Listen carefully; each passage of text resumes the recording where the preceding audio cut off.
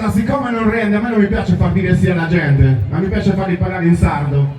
E ovunque dico che sì, in Sardegna si dice eia. Quindi se io vi chiedessi, vi va bene Bugimanna Santa Maria?